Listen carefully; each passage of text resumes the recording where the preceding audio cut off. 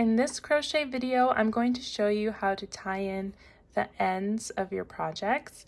You're going to need a scissor and you're going to need a yarn needle. If you don't have a yarn needle, you can use the size crochet hook that you use for the project or a size a bit smaller. So to begin, I'm going to show you me doing the last stitch of my row, or the last stitch of my project. So now that that's done, you have this loop here, and you're going to pull up one more loop. So you're going to yarn over and pull through one more time and pull that down and kind of tighten it a little bit. So you're going to pinch here and pull this out. And then we're going to take this loop and snip it. And once you snip it, you'll be able to pull the other yarn that's connected to your skein. And you should have two tails now. One that you began with your foundation chain, and one from your final row.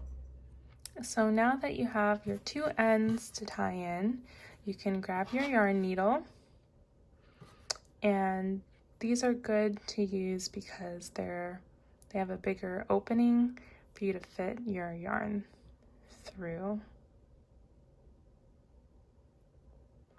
So we're just going to pull that through.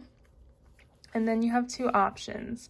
You can sew up the side here where your rows ended, or sew along your row, and this would be where my foundation chain was. I typically like to sew up the sides because you could see the stitches along the edges here as opposed to the ends of your rows. So what you're going to do, and this doesn't have to be super neat or anything, you're just going to go in one end and then go back through the other side like so. And I like to keep them relatively close together. Go on one side, back through,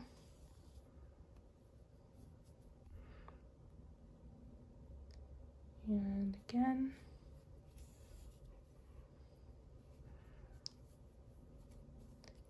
And again. And then I also like to work back up the same way that I came, just to make sure it's really secure. So I'll go back through and work up the same way.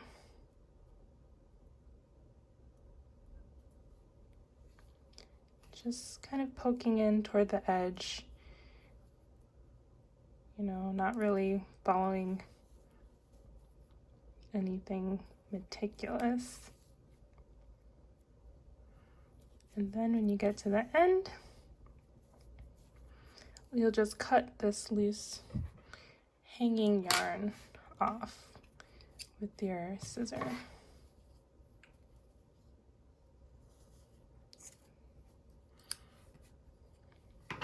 And then I give it a tug just to make sure everything is in there. And there you go. The end where we had our foundation chain is now hidden in our work, and you're just left with your other tail. And now we're just going to tie in our other loose end the same exact way. So starting close to our end, we'll go on one side, pull the yarn through, and come back through to the other side. And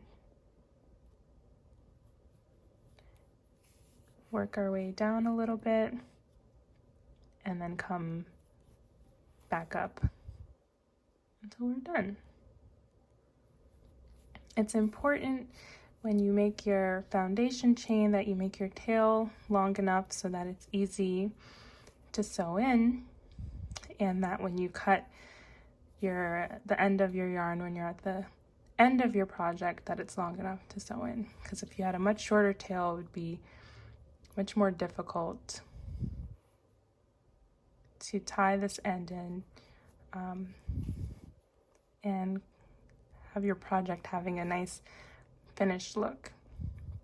And it's also more likely that it would unravel if it's too short and you can't sew it in nicely. So now we're just going to cut this off. Try to get as close as possible.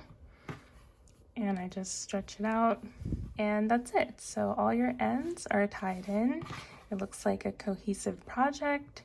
So something like this could have been a washcloth or the beginnings of a scarf, or if this was much bigger, it could be a blanket. So any project really, it's important to know how to tie in your ends.